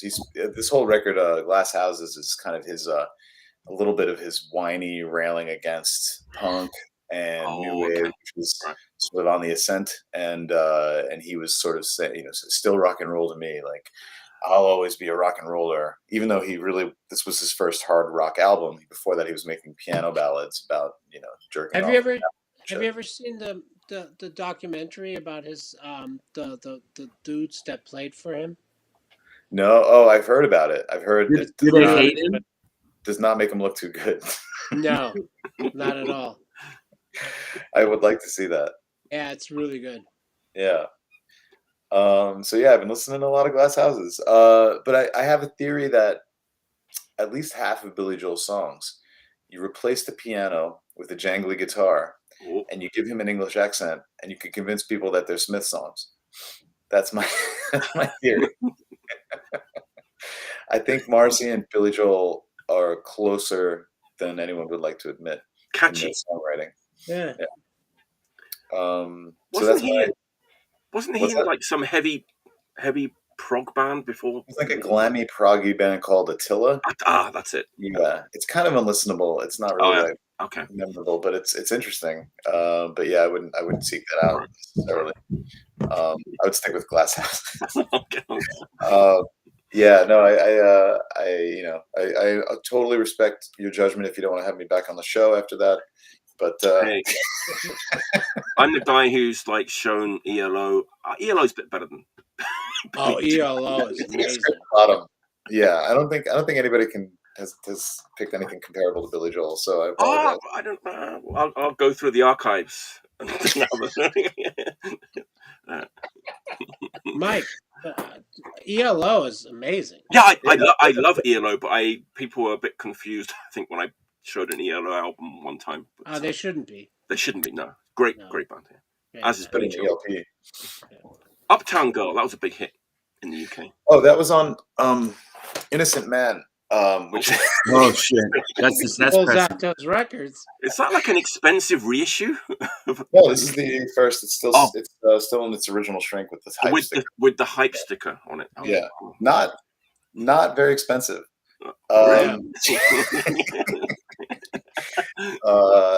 Innocent Man, Uptown Girl. That's when he was doing his whole doo-wop thing as a tribute to his like music he listened to when he was a kid, which ill-advised. Not a great record. Okay. Glass Houses is kind of where it ends, and then there's a few tracks on Nylon Curtain after that, and then after then it's like really bad. Yeah, Good Night Saigon. All right, it's a hard task, but it's up to you to follow Artie. All right, so I'm going a little off the rails myself. Jesus, Nice. that's a pretty good follow-up, actually. That's great. So Perfect. I'm diving into Dean Martin, and you can't blame me, Nice. right? Yeah. I actually bought this record twice because it comes. I found a very cheap copy that didn't have the big booklet, and but had a pristine cover and album itself. And then I bought another cheap copy that had the booklets. So now I combined both. Now I have a complete copy. So the whole thing cost me $24. So I'm like, whatever. And yeah, Nice Japanese pressing too, right? Yeah, yeah, great. beautiful Japanese pressing. Like I said, I got it twice. He does like standards on here. Um, it's not my only Dean Martin, but I go into these tangents when I listen to a lot of Sinatra, Frank, and then I go into Dean, and then I go into and then the last 5 years I've been really into Nancy, Yeah. and the whole thing with Lee Hazelwood and Nancy Sinatra. It's just like, yeah. So yeah, it comes full circle. Yeah, there you go. Yeah. Nice. And yeah, I don't know if it has anything to do with age or anything. It's just that I think as you know, kind of like expand your palette, Yeah. you find things that are like, wow. You kind of like listen to stuff, and it's not just because it's cool or anything, you know. Like, yeah, I understand there's a cool factor to it, but you know, if you're appreciative of music, again, you kind of like find things that you're familiar with, and just in a different version or Mhm. And then with Dean Martin, like the whole getup is just beyond cool. And I really started getting into. There was a documentary, Rat Pack, and no, what is it called? No, it's not Rat Pack. It was the people that played on all the Capitol records. They were the backup band for Sinatra. They were the backup band for the Beach Boys. I forgot what it was called. Wow. And then I really got into that. I watched that documentary, and amazing musicians, right? And they played, and they were never credited. So you had all these dudes Right. that were on the record, they're on the sleeve, and the people that it's always the same five dudes, and that played on those records, like on Pet Sounds and shit like that. And I'm like, amazing Wrecking Crew, exactly. Crew. There you go. There you go. Yes. And after I watched that documentary, I was like, you know what? Let me get a little more in depth with this. And man, just opened up a Pandora's box, and just since then I'm into it. Yeah, I suppose like Scott Walker is the nearest to me. Like, that was something I would never ever think about listening to like 15, 20 years ago. But no, love it. It's great, right? Yeah. Scott Walker from just outside of Cincinnati, where I just was. So weird. But it's weird. Then he kind of got really like hip in his later years and did the record with Sun and stuff. But that's okay. But amazing run of records like through the 60s and beyond. Incredible. Yeah. Anyway, Anthony, what you got for us? Bring it on home. Something really different. Oh yeah, Thrall, Chemical Wedding. Yeah. It's Mike Hard from God Bullies. God Bullies were, I guess, done at this point. They probably were broken up. I think the last God Bullies record was Kill the King. That's probably 95 or 96. Then Thrall. This is on Alternative Tentacles as well. Wow. So was the last God Bullies. So I'm assuming contractually maybe he had to give him another record, because then after that they signed to Reptilian. Yeah. or whatever, or they did it. I don't know. I wasn't there. I'm fucking 12 years old, so I don't. Artie used to work for Reptilian, right? I did. I started working there right when that Thrall record came out. So Oh, really? Wait. There we go again with that synergy. What Yeah, hung like God or chemical? Oh my God. Yeah. So I had to reissued it. What? He reissued it on vinyl. Hung Like God? Oh no, Chemical Wedding. Oh. Okay, gotcha. Yeah. No, yeah, that's I was just talking about that record too with our drummer, like recently. It's a weird. They're all were weird. I don't think they got the appreciation that God Bullies did, but it was basically like, the next logical step. Yeah, it's they're doing a tour, so they're practicing. They're gonna do like a whole fucking reunion tour. Are you in the band? I'm assuming you're in the band. You're in every band. Yeah, I'm in the band. We're gonna play This Is Hardcore 2027. Mem singing. Yeah. We're rehearsing in Babylon. Yeah, when I worked at Reptilian, the Thrall record came out. Cutthroat's 9 had just come out, and one other one, I forgot what it was. So I was like, yeah, and I was kind of out of my Heroin Cheeks. Heroin Cheeks, that's it. Yeah, I didn't know much about that scene at the time, so I was kind of like, learning quickly. All that stuff is cool. It's not like my favorite shit compared to the previous bands that they did, but I like it. Like that they kept going and just evolved. Yeah, at that time, that was like 2002 or no, 2000. No, sorry, it was actually 2000, I think.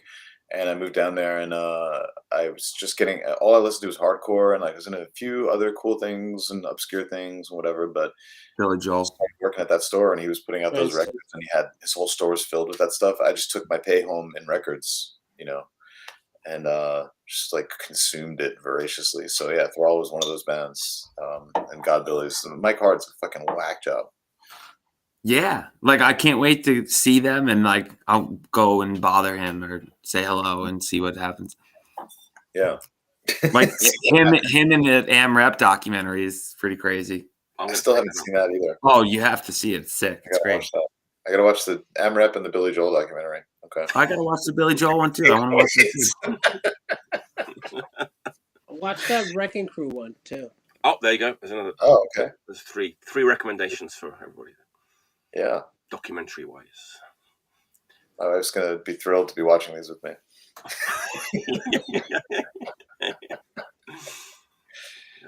Cool. All right. Wow, we've almost reached the 2-hour mark, which is probably a good time to wrap things up. It's been a great episode. Thanks everyone for coming on. Had a great time. Thank you, Mike. Anytime. Let's do it again. Great picks as always. Had a fun episode. Let me announce next week's show. It's a Canadians on next week. 3 Canadians. Christian Overall, Jason Ryan, and Matt O'Blennis are coming on the show next week. Same time, Friday. Yeah, good bunch of guys. Friday, April 28th at 10 p.m. Is it EDT now? EST? What are we saying? Eastern Standard Time? EST? Yeah, EST. Eastern Standard Time. Okay, yeah. 10 p.m. EST, Friday, April 28th, episode 24 of What You Listen To. I hope Matt O'Blennis picks the Plasmatics, the Wendy O. Williams rap record that I sent him. She had a rap record? Holy shit. Yeah, I bought it, and then I traded it with him right away. So. Wow. It's that good, right? What else do you need to know? It's Wendy O. Williams' rap record. Yeah. I didn't not know about this. I'm going to ask O'Blennis about this. Anthony, you going out for RSD tomorrow? I wasn't planning on it. I didn't even see anything really crazy that I wanted. Is there anything cool or? Just get the agnostic front, I guess. Oh yeah, I saw that. I feel like I have 20 versions of that fucking record. So do I. I'm just saying. They're milking like it's. I don't know. Hate, all love, but like they're like pulling every. Careful what you say. I get all of them. So, All right. Anyway. On that bombshell. Well, if I go out. Until next time. Thanks for tuning in. Take care. Stay healthy. Listen to Billy Joel and stay clean.